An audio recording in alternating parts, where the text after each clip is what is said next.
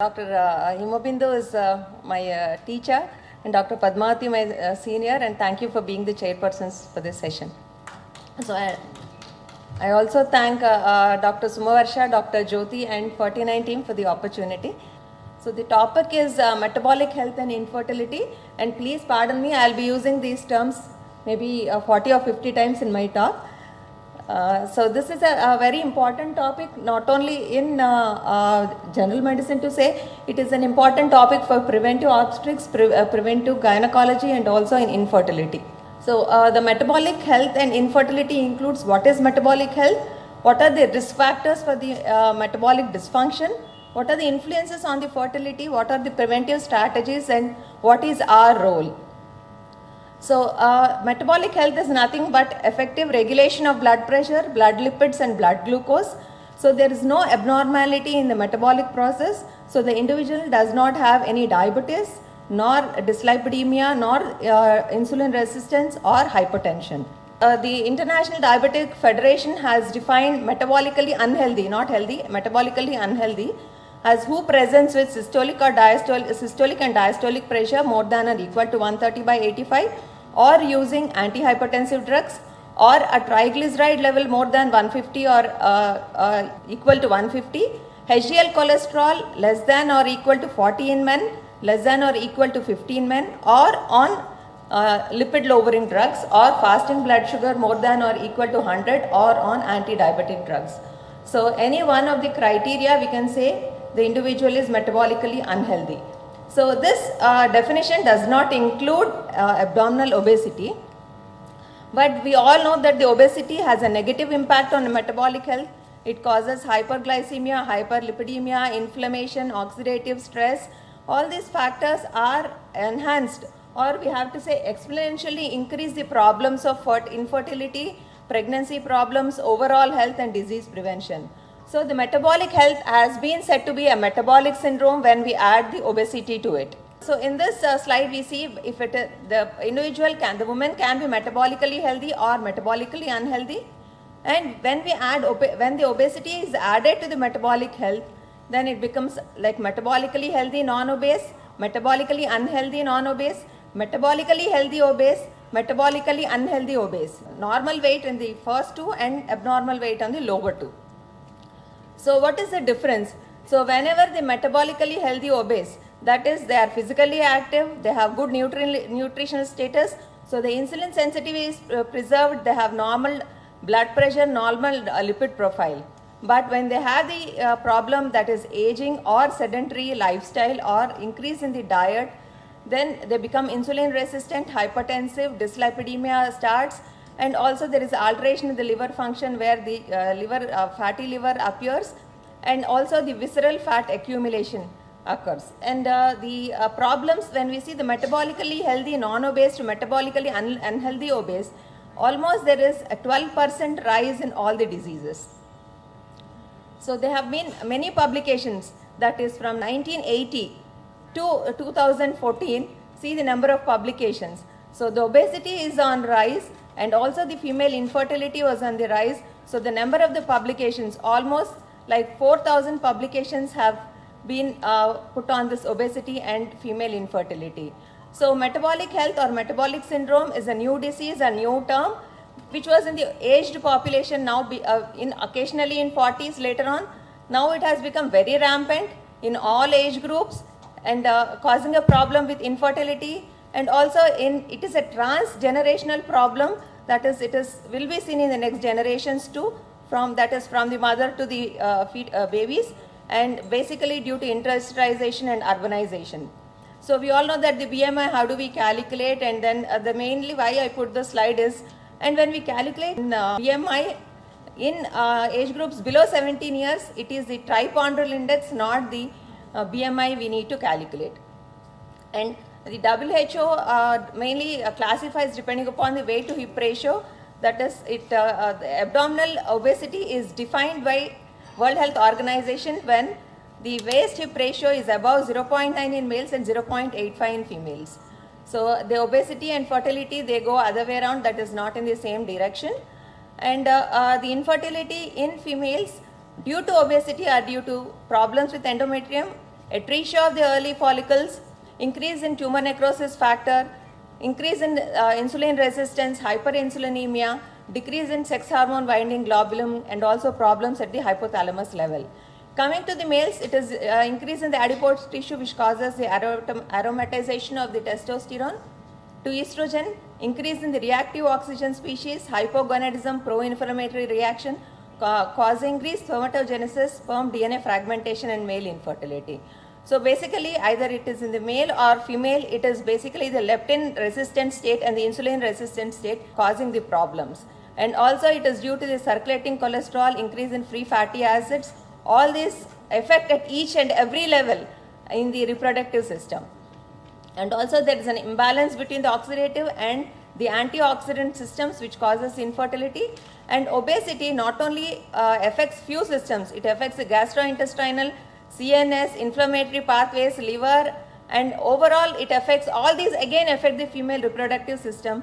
So the metabolic health is quite important whenever we think of fertility.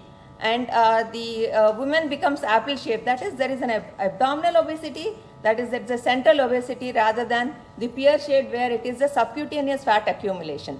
So this slide shows that before these lines is the non-obese, the other way is the obesity. This is quite important because the insulin resistance and the metabolic health is reversible when it is below 30 BMI. When it is more than 30, it becomes irreversible. So the number of the infertility cases increase after the BMI of 30, and the probability of pregnancy is reduced by about 5 per unit of BMI exceeding 29 kilocalories per meter square. So this is the important thing, and then the target is 29 and above. We have to be very careful for counseling. The other important point which goes hand in hand with the obesity is the insulin resistance.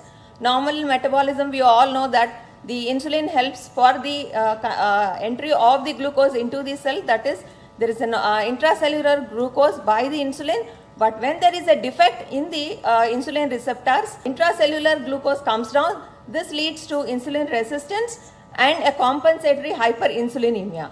This compensatory hyperinsulinemia causes decrease in serum hormone binding globulin, increase in androgens, hyperandrogenism, affected the hypothalamic area, affected the follicular fluid where the myoinositol level is decreased and causing the impaired fertility. So again the same thing I am stressing this line where the insulin hyperinsulinemia after that becomes the diabetes. So that is a cutoff line where we need to have a proper knowledge of it. Obesity is strongly associated with glucose intolerance, insulin resistance, has negative impact on fertility and pregnancy, and also insulin resistance is the main pathophysiological mechanism and central aspect of infertility in polycystic ovarian syndrome. So polycystic ovarian system is one of the part of insulin resistance and obesity. And this is mainly because there is a reduced mitochondrial function and release of inflammatory factors which decrease the quality of the oocytes. So the insulin resistance whenever is there in the infertile women, they need higher doses of the gonadotropins, and also they have a high risk of GDM. And the insulin resistance, to say it has it is not so associated with IVF outcomes, but definitely it would have a negative impact on the ART procedures. Again, the slide on the right shows that the insulin resistance, normal HbA1c and diabetes. So definitely when we go through it, the amount of the gonadotropins we use is quite more in diabetes compared to the insulin resistance and in normal. That is the point where the metabolic profile has to be improved. And we all know the effects of the diabetes. In the male, it is the sexual dysfunction. There's a problem with sperm quality. And in female infertility, again, it causes the genitourinary infections, pregnancy complications, menstrual abnormalities, anovulation, and autoimmune reaction preventing the implantation. And the important thing is triple threat of diabetes, PCO, and obesity. So that is so important because we have to maintain the metabolic profile for fertility. And the other point is hypertension. We know that in male and also in the females, gonads, and also at the level of the implantation. And dyslipidemia, again, anywhere in the body where, when the fat is more, there is increase in androgens, there is increase in oxidative stress, mitochondrial dysfunction. Because more the lipids, more is the problem with the mitochondrial dysfunction. This causes infertility at the level of the ovum and the sperm. And in the males also it is the same. There is erectile dysfunction, there is spermatogenesis arrest, and acrosomal reaction is reduced, capacitation is reduced. So the main important point is how do we combine all these factors, that is the metabolic health with the obesity. The triglyceride glucose body mass index is the one which is a stable and a strong positive association with the female infertility. I could not put the chart, I could not get it, but otherwise this is the one which gives the relation between the metabolic syndrome and the female infertility. And gestational hypertriglyceridemia, if it is there, we have to anticipate acute pancreatitis in pregnancy. And other point, as I've already stressed upon, is PCO is due to the insulin resistance and very high, almost rampant to say in adolescent group nowadays. And PCO is a combination of the hormonal, metabolic and immunological disorder, which again causes low-grade inflammation and leading to implantation disorders and ovulation problems. So what we see when the patient comes for the infertility is only the tip of the iceberg. Beneath that, it is to say so many disorders, hormonal, immunological, metabolic disorders, and also disorder of insulin resistance, and lifelong they need the physician's help, maybe from the pediatric to geriatric, from dermatologists, gynecologists, endocrinologists throughout their life, in each step of the life. Not only PCO affects the causes infertility, it also causes pregnancy complication, future of the health, and also it is a transgenerational disorder. So we have to, when the mother has a good metabolic profile, no obesity, then probably we have a good next generation. So whenever there is a good metabolic health, the hormonal balance is maintained, the ovum, sperm are good, the egg quality is good, the favorable uterine environment is there. But when there is obesity, PCO, insulin resistance, there is a hormonal disturbances, chronic anovulation, oxidative stress, and increase in reproductive wastage too. So early detection and management of the metabolic disorder is essential for optimizing fertility, improving the reproductive outcome, probably in the preconceptional evaluation, and lifestyle counseling is important. Coming to the preventive strategies, how do we educate the patients? So suppose a patient with obesity comes to us, we have to be very cautious, use non-stigmatizing language, ask permission to talk about the weight, never use a language like fat, obese, etc. So instead of that, use good language like overweight, healthy diet, eating habits, physically active instead of exercise, which will be proactive for them too. So we all know that the diet and lifestyle contributes to reduce the risk of infertility, reduce the risk of metabolic dysfunction, and well-planned nutrition also translates into effectiveness of fertility, conception, ART, etc. And diet, in case it is not possible, diets and commercial weight loss programs can be taken up by the women. And polyphenols is one of the new concepts where it is said that it decreases weight and also decreases the PCO. Fruits, vegetables and herbs, all this where there is coloring like orange, red, purple, these are all called polyphenols.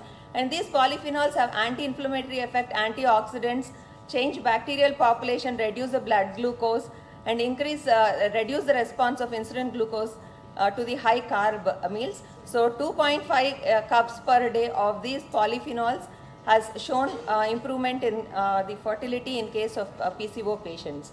So this is also known to everyone, surplus in proteins, fibers, avoid sweetened beverages, sugars, junk food.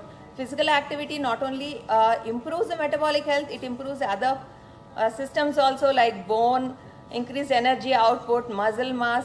All these again are indirectly helpful for fertility, because once the mental health improves, the hormonal balance improves, and then the success of the fertility treatment would be much more. So the all types of fasting, maybe it is intermittent fasting, any of these, that is you would do fasting every day, you do once in a week or part of a day, everything is okay. Don't eat food when you are obese, that will help you. And bad sleep can cause binge eating, hunger, craving. So proper health is important. Eat well, move well, live longer to change. That brings a lot of change. That gives a positive effect on the hormones and fertility. And bariatric surgery is one of the options for obese patients if BMI is more than 40 or 35 to 40 when they have comorbidities. Definitely this will help them. to lose weight, and as Dr. Pujita said, 1 year or after that, like it is a time gap they have to give to conceive. And this is again the time frame which I said, like difference between the metabolically healthy obesity, metabolically at risk obesity. And this is an important chart which gives everything about the metabolic health. So what are the points why there is a problem with the metabolic health when there is a weight gain, and then what are the plans to be done, what are the hormonal changes. And this graph shows whenever there is an increase in the weight, the fertility, the infertility increases. That is, it is at the level of the 28, 29 and waist circumference also.